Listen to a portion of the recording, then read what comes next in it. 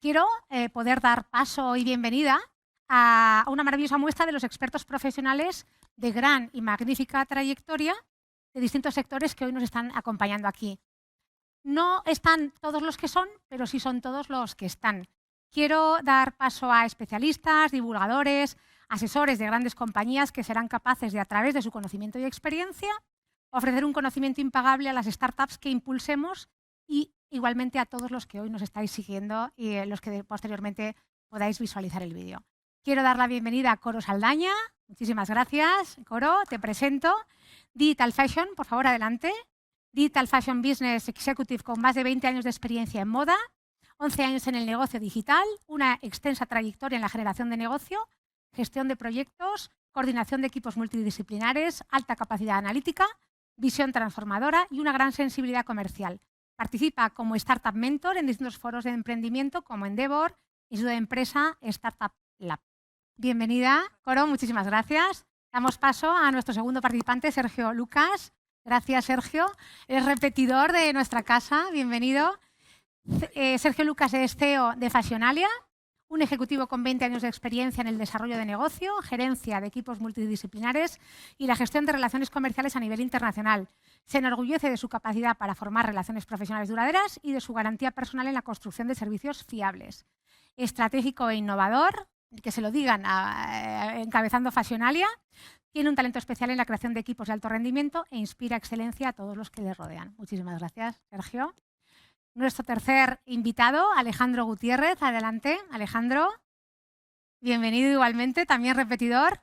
Alejandro, como cofundador y director ejecutivo de la Dorian, fue uno de nuestros 16 participantes el año pasado, ¿verdad? En nuestro primer pilotito de dar visibilidad a 16 startups. La Dorian fue una de ellas y después has dado el paso a formar parte de esta tribu que somos la asociación y te lo agradecemos. Proveedor de publicidad digital es la Dorian en puntos de venta en Europa. Alejandro es un orgulloso emprendedor de tercera generación. Aquí lo quiero destacar porque seguro que te gusta. Heredó el gen emprendedor de su padre, que era dueño de una empresa de ingeniería civil en España y era hijo de un sombrerero cubano. De ahí el apellido, ¿verdad? O sea, el Gutiérrez no, pero si es tu segundo apellido, ¿cuál es? Es Bolívar. Eso es. Antes de convertirse en fundador, Alejandro comenzó su carrera profesional aprendiendo marketing post a través de su trabajo con Banco Hispano en Londres y PepsiCo a lo largo de los últimos 7 años antes de ponerte como emprendedor. Y nuestro último, pero no menos importante, Domingos Esteves. Adelante, bienvenido, muchas gracias. Apasionado del retail, director general en multinacional del retail con más de 28 años de experiencia en la industria de la distribución de la moda, equipos multiculturales en Europa, Asia, has expandido tu negocio y el negocio que gestionabas, has desempeñado cargos de gestión directa en todos los ámbitos claves del negocio minorista, especializado en la visión estratégica, la transformación y reestructuración de equipos y negocio. Conoces tanto mercados maduros como modelos de crecimiento de negocios en modelos de ventas y en startups. Y el trabajo realizado con los equipos ha sido reconocido, entre otros, con premios en el campo de la sostenibilidad y la comunicación. Pues hoy tengo 4 muestras de lo que queremos desde la Asociación Española del Retail, que seáis todos aquellos expertos, líderes dentro de vuestros sectores, para poder acompañar en ese paso. Lo que decía de ofrecer el conocimiento impagable tanto a las startups que trataremos de impulsar dentro de la asociación, como para todos aquellos que nos ven, que nos siguen y que bueno, pues que dan continuidad, ¿no?, a la generación de contenidos que hacemos. Tengo una serie de cuestiones, tenemos un ratito para poder charlar en esta mesa redonda. Sentíos como en casa, porque sois 4 colegas y charlando de realidades que habéis manejado. Las preguntas que os voy a lanzar son abiertas, o sea que el que primero se atreva pues puede contestar. Voy a empezar por Domingos, que le tengo más lejos. ¿Por qué es tan complicado salir fuera de la caja en algunas empresas, el out of the box? ¿Por qué? Decía antes Ubico, los que tienen el gen de la innovación. ¿Por qué es tan difícil pensar fuera de la caja, Domingos? Yo diría que hoy en día ya no deberíamos estar en la caja siquiera. No deberían existir cajas, pero seguimos metidos en las cajas y con dificultad de salir fuera de ella. No me gustaría generalizar porque hay ejemplos para todo y en los últimos años tenemos brillantes ejemplos de retailers que han innovado, que han crecido y no solo sobrevivido. Pero la actitud de sobrevivencia de los últimos años pues yo creo que ha tornado muchos retailers como reactivos, no proactivos, y que por limitaciones de diferente orden, pues no dieron campo a que la innovación fuera tan rápida conforme las necesidades que el retail obliga. O sea, hay muchas cuestiones, falta de capacidad, falta de habilidad, falta de talentos en las organizaciones, pero básicamente es la unión de la creatividad y de la acción. Entonces, o algo falla en el campo de la creatividad o algo falla en el campo de la acción. Y si en las dos, o en los dos, madre o en mía. los dos, y si en los dos no hay innovación. Pero como he dicho al inicio, Cristina, hay muchos ejemplos de brillantismo de retailers que están haciendo proyectos innovativos y tienen una estructura intraemprendedora dentro de sus organizaciones. Entonces no quería quedarme aquí con una imagen negativa de representar retailers que no están al día de hoy. Yo creo que esa falta de salir de la caja viene mucho de modelos reactivos. O sea, de falta de recursos, de limitaciones que nos permitan posicionarnos en el día de mañana y corrigiendo y actuando sobre el día de hoy, pero creando el día de mañana. Yo creo que las empresas tienen que darse cuenta que estamos jugando a nivel de retail, están jugando un papel muy importante definiendo el futuro de la sociedad que queremos ser. Yo creo que el retail no se ha convertido ya en un elemento más de la decoración de las ciudades, sino que está jugando un rol de cuál es qué tipo de ciudades queremos para nuestros hijos y para nosotros en el próximo futuro, ¿no? Y yo creo que el retail tiene que despertarse en esta realidad cambiante y muy innovadora y darse cuenta de que juega un rol, que su existencia es fundamental. Si queremos un mundo visto desde de gente relacionándose con gente, no de gente relacionándose con máquinas, y que ese intercambio de valor pasa por ser parte y meterte el gen transformador dentro de tu organización.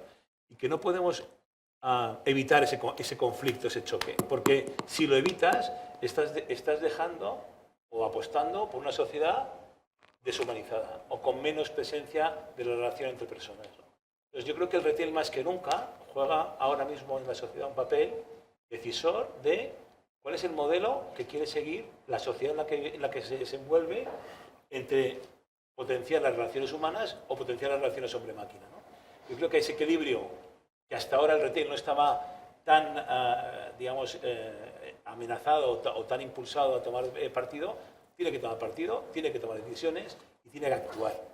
Y desde luego la innovación, el mundo del conocimiento, el emprendimiento desde el punto de vista, tú antes hablabas de valentía, ¿no? de romper moldes y romper...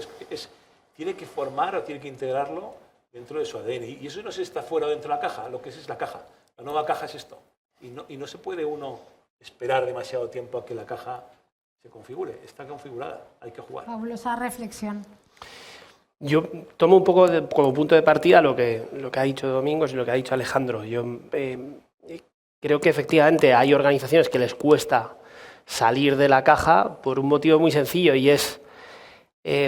primero, existe cierto legacy dentro de las organizaciones que impide que esto se desarrolle con naturalidad. Segundo, tiene que existir una transformación cultural dentro de la compañía antes de cualquier tipo de transformación digital o cualquier tipo de proyecto de emprendimiento, intraemprendimiento o lo que queramos oír. En tercer lugar, efectivamente, como decía Alejandro, creo que las organizaciones hay veces que se lanzan a meter tecnología a toda velocidad dentro de su servicio, dentro de su organización, dentro de su estructura de recursos humanos, etcétera, sin haber escuchado primero qué es lo que el cliente realmente quiere y cómo quiere interactuar con la compañía y con los empleados de cada uno de las tiendas o de los puntos de venta que tenemos a día de hoy. Y luego, por último, existe, no sé, cierta... Yo lo veo, al final tú estás en LinkedIn todos los días y te das cuenta de que existe como cierta urgencia... Me estoy perdiendo algo. Sí, de ser el más tecnológico, el más innovador y el más, no sé, el que está en la punta de lanza, cuando realmente hay muchísimos clientes que interactúan con tus equipos y ni el cliente, ni tus equipos, ni tu organización, ni tus herramientas de tener esa interactuación entre los cuatro elementos está preparada a día de hoy, ¿no?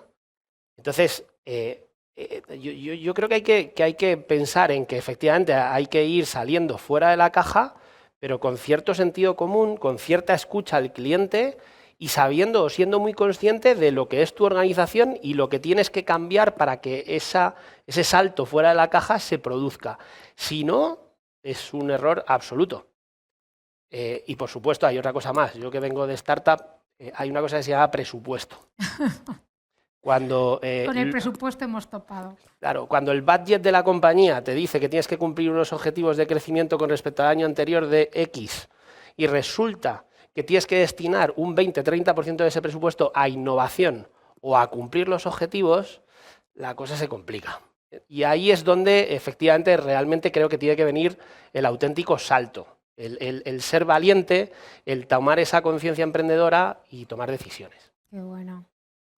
Yo, a ver, hilando con lo que ha dicho Sergio, creo que es verdad que es muy importante que las empresas hagan el análisis de en qué punto están a nivel de pues, una cultura de innovación o una cultura emprendedora, porque muchas veces es verdad que hay una tendencia, porque además es fácil y te puede dar bastante clipping de prensa, pues unirte a ciertas olas, y yo me voy al metaverso, que es mi tema favorito actual, bueno, pues hago una acción de metaverso que voy a salir en todos lados, en Modaes, Business Insider, todos los medios, bueno, yo hablo de mi sector de moda, y igual no tiene ni sentido, ni tu organización está preparada, ni responde a una estrategia, ¿no? Entonces, en ese, pues eso, hacer lo que está fuera de lo establecido, pues efectivamente las empresas antes tienen que hacer un diagnóstico de en qué punto están. Dicho esto, yo que mentorizo a distintos emprendedores en distintos foros, sí que creo que estamos en un movimiento muy interesante para hablar de lo que yo llamo o dar el paso de la innovación valiente, ¿no? O sea, salimos de un momento muy duro por todo lo que está pasando con la crisis y sí que es el momento en el que si las empresas no dan ese salto de innovación valiente, pues no sé cuándo lo van a dar, porque este realmente ha sido un punto de inflexión a distintos niveles, con mayores o menores niveles de transformación digital en función del nivel de madurez digital que pueden tener las distintas empresas, pero sí que creo que hay que dar ese paso, ¿no? Entonces, esto implica creatividad, que a mí me encanta porque me gusta muchísimo toda la parte que supone generación de necesidades y generación de productos y servicios que respondan a esas necesidades. No todas las empresas dan o promueven un marco de actuación a nivel interno para promover esa creatividad o para, no solo a nivel interno, sino a nivel externo para buscarla fuera, con lo cual se hace difícil y el que lo buscaran, si no están preparados, como decía al principio, sería poner un pegote. Por eso creo que es clave hacer un assessment del nivel de cultura de innovación que tienen. Y bueno, hay ejemplos muy interesantes de, además lo quiero hilar con lo que luego viene, pues de ese salirse un poco de lo establecido de Walmart hace años, que nos enseñó a comprar fuera de las grandes ciudades, y cuando ya nos habíamos acostumbrado a comprar fuera de las grandes ciudades, pues llegó IKEA con los Blue Box y desarrolló conceptos, que eso lo explicará mucho mejor que yo Gabriel luego, desarrollar conceptos de comprar dentro de las ciudades, apalancándose en capacidades digitales para completar el range de producto que obviamente no pueden trasladar todo al centro de ciudad, ¿no? O por ejemplo, pues Sepia, que ganó el año pasado el contest de startup, pues creando en lugar de buscar un detergente mágico, pues en lugar de pensar en detergente, pues voy a crear un tejido que no se manche, no huela y no... Que le resbalen las manchitas, sí, entonces, y tal. Bueno, pues ese dar la vuelta es muy interesante, y yo creo que estamos en un momento y en un contexto perfecto para eso. Donde todo cabe, donde todo puede pasar. Sí. Aquí viene un poco la pregunta del millón, Domingos, para hacer un poco la rueda. ¿Cuáles son los retos que existen para que se encuentren, para que haya química, para que entre retailers y startups? O sea, ¿cuáles son los retos, las dificultades que pueden subsistir para que haya esa falta de conexión, ¿no? Primero, cada uno en su sitio. Creo que en términos de retailers, el primer reto y Sergio lo ha mencionado, escuchando a su cliente es conocer qué problemas tiene y qué soluciones necesita. ¿Cuáles son las necesidades? Si no saben eso, ya el camino es peligroso. De parte de los startups, tienen que conocer también qué soluciones necesitan los retailers para que se dé el cruce y el proceso sea pues, más exitoso de esa manera. En términos concretos, cuando ya hablamos de retailers con startups, yo veo retos tecnológicos, o sea, qué tecnología, qué estructura, que los retailers no rechacen las propuestas que les proponen los startups, porque hay ese miedo a, ¿no? hay miedos, unos de ciberseguridad, otros de sus sistemas, de abrir mi sistema a uno que viene de fuera, entonces hay mucho el miedo de que eso ocurra y puede haber un rechazo en términos tecnológicos de integración de una solución de una startup en una cultura de un retailer. Organizativo, personas, tiempos, ejecución, o sea, cómo integrar dentro de y estoy yo posicionándome en un acuerdo ya startup-retailer, cómo garantizar que esa organización funcione y permita que la ejecución se haga conforme estaba dibujada.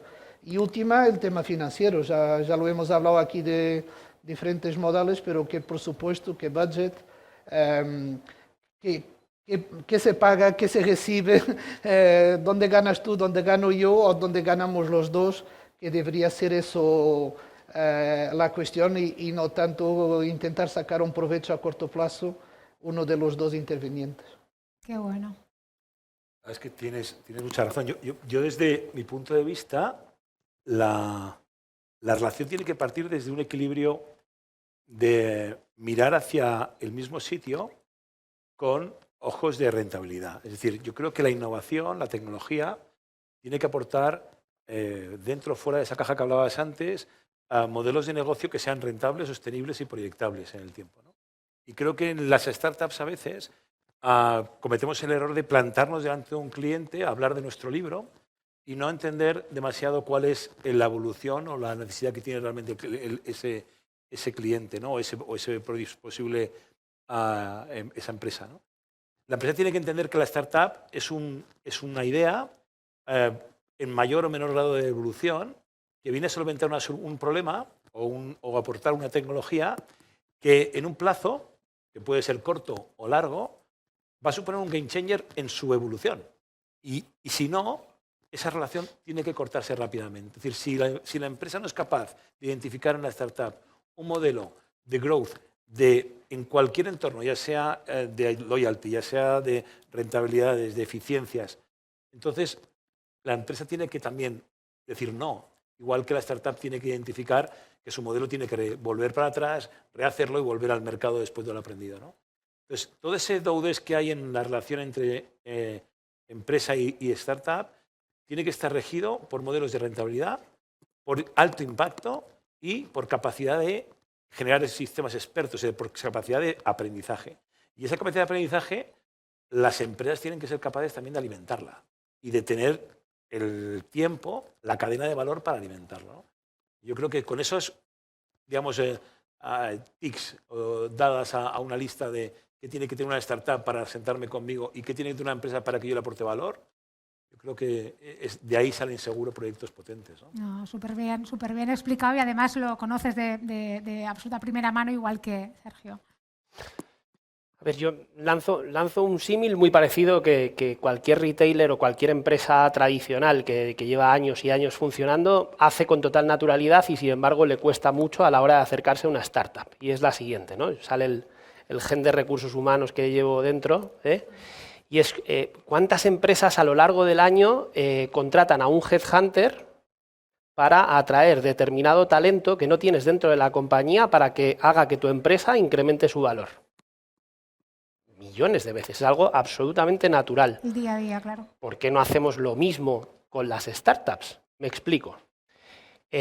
Voy a coger la figura del headhunter o cazatalentos y voy a nombrarle scouter de startups. Es decir, una persona que, ojo, esté en el comité de dirección de la compañía, Es decir, que conozca las necesidades, el presupuesto, los objetivos, la competencia, que conozca todo lo que tiene que manejarse dentro de un comité de dirección de una compañía y que, atendiendo a lo que necesita la compañía y se está viendo, esté constantemente entrevistándose con diferentes startups, que vaya encontrando en diferentes foros, que hay cientos de foros, ya sean de inversión, ya sean universidades, ya sea asociaciones, lo que sea, para identificar cierto talento o tecnología o solución que pueda aplicarse dentro de la compañía. Ese scouter además tiene que ser embajador, que creo que vamos a hablar luego de ello, embajador de esa integración de esa solución. Yo soy una startup. Yo dedico una mañana a la semana a entrevistarme con otras startups. Si soy una startup que quiere aportar algo distinto al mercado del retail moda, tengo que estar al día de todas las soluciones que hay en retail moda a día de hoy para ver si tengo la capacidad de integrarlas y a partir de ahí aportar valor a Fashionalia, al sector y demás. Y para mí, esa naturalidad con la que uno contrata talento a través de un headhunter es la misma naturalidad con la que tienes que buscar talento a través de startups. Asumiendo además que ese talento que se te incorpora en la organización, en el caso de un headhunter, tarda entre 6 meses o 1 año en empezar a aportarte valor de verdad. Pues esto es igual. Lo que no puedes hacer es incorporar una startup dentro de lo que es tu servicio y que a las 3 semanas te esté generando ventas o beneficio o solucionando el problema que sea. Por lo tanto, de nuevo, oye, identificación, estar al tanto, enfrentarse a una cultura distinta, a una forma distinta de ver las cosas y tener paciencia para acabar incorporando todo eso a la organización y que aporte valor. Absolutamente. Bueno, yo siguiendo con lo que dice Sergio, al final entiendo que estás hablando de arquitecturas de innovación abierta, que es un poco lo que promueven precisamente ese scouting de startups, para tener detectado, bueno, pues en una base de datos una serie de startups, ¿no? Entonces, yo, por ejemplo, desde mi experiencia, tanto como mentora como habiendo trabajado en organizaciones como Accenture, que tenía y tiene una arquitectura de innovación abierta muy desarrollada, cuando yo estaba a nivel España, yo creo que había homologadas unas 700 startups, eso suponía que era por distintas industrias, hacían una serie de scouting por distintas ferias, yo hacía la parte de moda y ya estaban como homologadas para poder completar capacidades de forma ágil y sencillo cuando, bueno, un proyecto pues así lo requiriese, ¿no? Porque, bueno, pues Accenture tenía una serie de capacidades igual que otras empresas internas, pero no tienes todas, entonces es una forma muy ágil, ¿no? Pero como retos que yo, por ejemplo, me encontré pues cuando estaba liderando el programa de aceleración de startups con la Universidad de Navarra, el programa Atelier, que añadiendo a todo lo que se ha comentado hasta ahora, es muchas veces el miedo que tiene el emprendedor a que las grandes corporaciones, que parecen como Darth Vader, les copie la solución y se haga con ellas. Entonces, hay un problema, sí, pero no. Sí. Hay un problema que yo me lo he encontrado muy a menudo en distintos foros, de a ver, que esto es una arquitectura de innovación abierta donde es un win-win, donde no queremos aquí copiar a nadie, simplemente queremos aprovecharnos en el buen sentido de una solución y una capacidad que no tenemos y vosotros os aprovecháis de un músculo para escalar y hacer un rollout, que no tenéis, porque no vais a poder escalar rápido si no tenéis una corporación como la que sea, ¿no? Entonces, hay un problema, y ese es un reto que yo me encontré mucho, de convencer a los emprendedores de que nadie se quiera aprovechar de ellos, que esto es, vamos a crecer juntos y de hecho me acuerdo de unos primeros eventos que organizamos con Atelier en la sede del Madrid Tal Hub en Accenture, donde era un día para ellos, donde tenían que contarnos un poco sus experiencias en el emprender, pero puntos débiles, puntos fuertes, bueno, pues no quisieron, tuvimos que cambiar el evento en el último momento porque no querían contar sus puntos débiles. Y reformular, ¿no? Entonces, eso para mí es un reto que yo me lo he encontrado, no es teórico y es algo que habría que, no sé. Darle una pensada, vuelta, ¿no? Sobre todo porque es interés mutuo. Claro. Tenemos 8 minutos de mesa redonda y quiero no saltarme 2 preguntas que son importantes. Entonces os pido esa concreción para que podáis participar. ¿Cómo se cultiva el intraemprendimiento en un retailer o empresa y cómo y su impulsión en la disrupción? O sea, vosotros habéis trabajado con grandes equipos, liderado compañías, lideráis compañías. O sea, ¿cómo se cultiva ese intraemprendimiento, Domingos? No es fácil. He hablado de la actitud reactiva, de las limitaciones, de los miedos. Yo comparto totalmente, Coro, los miedos, los riesgos. Todo es un riesgo, todo... Y entonces eso limita mucho esa actitud disruptiva y esa actitud emprendedora de los equipos. Pero yo creo que hemos, no sé si Sergio ha tocado la palabra, o Alejandro, de embajadores, pues creando embajadores dentro de tu propia empresa, que sean ellos los motores de la disrupción, de la innovación, dándoles visibilidad dentro de la organización para que puedan exponer sus proyectos, sus ideas, empoderamiento. O sea, no se trata de delegación ni dar proyectos, pero llevarlos a la práctica, que los proyectos no se arrastren por el tiempo, o sea, más bien proyectos más cortos de ejecución y aprender a hacer prueba-error y dar visibilidad de los resultados. Y es todo un camino que hay que fomentar dentro de las organizaciones para que la innovación, que no es un bicho raro y que puede venir de cualquier elemento de tu equipo, pues surja y tenga espacio de crecimiento y tenga utilidad. Y vuelvo al inicio, creo que Sergio otra vez escucha del cliente y aquí, ¿qué quiere el cliente? ¿Qué quiere el retailer? ¿Qué quiere la startup? ¿Cómo comunicar de una manera eficiente para que realmente haya un espíritu emprendedor dentro de un retailer? Yo diría que en nuestra empresa mantenemos este tema de esta tensión, digamos, con tres patas, ¿no? La primera yo diría que es liderazgo a través de una visión de algo que quieres transformar. Yo creo que hay que liderar desde esa visión, esa misión, esos valores que quieres plantearte como tu compañía. Yo creo que para mí es fundamental. Sin eso es complicado que un equipo se integre, ¿no? Después, comunicación. Para mí es fundamental que en los equipos haya una permanente comunicación y transversalidad en la comunicación. Es decir, no vale solamente la comunicación interdepartamental, sino transversal. Eso creo que activa mucho la neurona, ¿no?, de los equipos. Y luego un tercero, que es inconformismo. O sea, nada está terminado, nada está perfecto, todo es mejorable, ¿no? Sin hacernos harakiri, sin hacernos críticas destructivas, pero sí retándonos todos los días a convertir o a perfeccionar aquello que hicimos ayer, ¿no? Y creo que esa actitud, ese modelo, a nosotros nos funciona, nos ha llevado lejos. Hemos cambiado todas las veces que ha hecho falta nuestro modelo para estar satisfechos con él. Y mirando para atrás, realmente creo que es un método que funciona, ¿no? Sergio. Yo soy un poquito escéptico con el tema del intraemprendimiento a día de hoy. Creo que todavía falta mucho millennial por llegar a las organizaciones grandes. Creo que todavía falta mucha transformación cultural antes de todo ese proceso de intraemprendimiento, ¿no?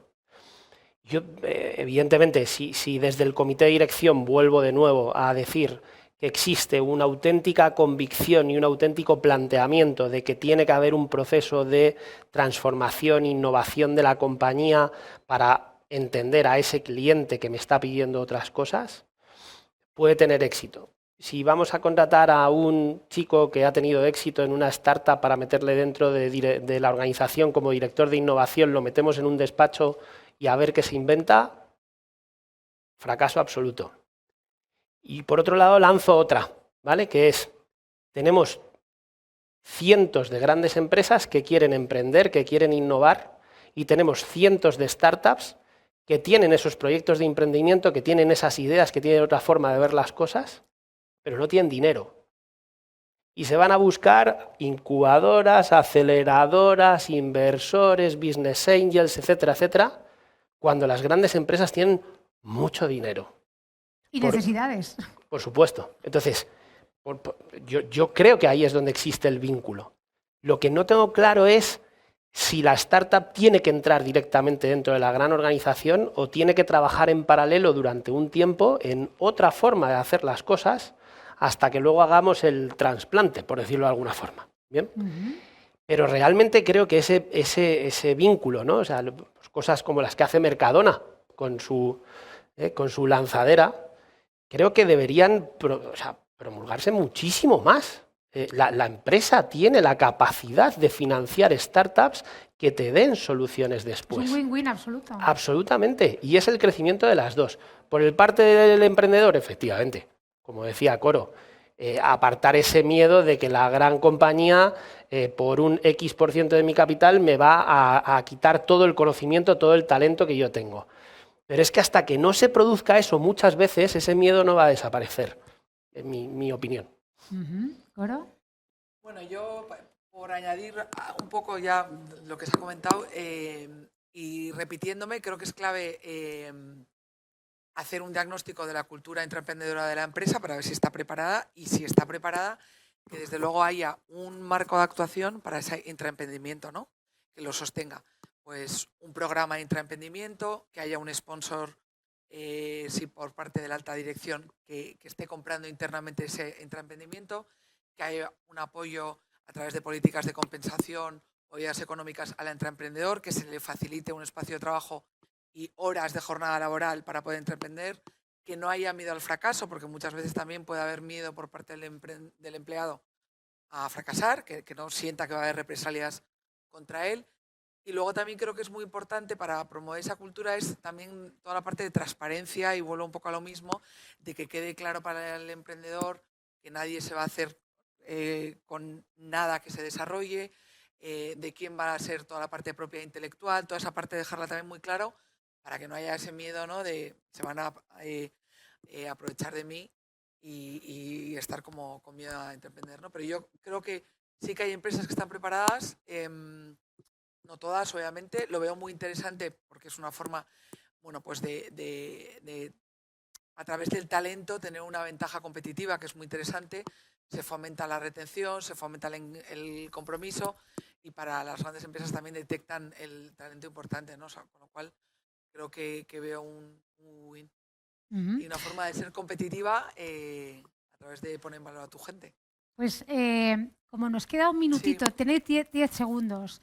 Y aquí me salto la pregunta cuando hablábamos de cómo desde una organización se fomenta y se crean impulsores de innovación o embajadores. O sea, vosotros que lideráis compañías, que sois pieza capital y fundamental, o sea, 3 palabras o reflexiones muy rápidas de cómo se hacen embajadores e impulsores, ¿no? de innovación. ¿Domingos? Escuchándoles y dándoles que puedan ejecutar sus planes, sus ideas y que darles visibilidad, o sea, reconocimiento y visibilidad. Fabuloso. Phantom Shares. Ya está. Para mí, dándoles tiempo para escuchar a ese cliente, para entender lo que hay dentro y encontrar la solución fuera, sabiendo tener esa habilidad de comunicación de lo que realmente podemos implementar. Bueno, lo de Phantom Shares es insuperable. Yo diría, me repito, pero transparencia para que no tengan miedo a emprender y luego que no tengan miedo al fracaso. Fundamental, ¿verdad? Bueno, pues yo quería agradecer a estos fantásticos de colaboradores que habéis estado hoy con nosotros, dándonos esas pinceladas de lo que queremos, como os he dicho, ese acompañamiento y esa generosidad que tenéis de ofrecer vuestro conocimiento a todo aquel que tiene ahora mismo esa idea de emprender, ¿no? Y de que muchas veces, pues siempre que podamos, estamos yo creo que todos en el mismo barco, ¿no? Ayudar desde la asociación, vosotros a través de la asociación, poder ayudar a todo ese talento joven, maduro, no maduro, todo aquel que tenga algo que decir y que tenga esa valentía de poder proponer, pues aquí estaremos para seguir adelante con el proyecto en este 2022. Muchísimas gracias por haber venido y ha sido un placer. Gracias.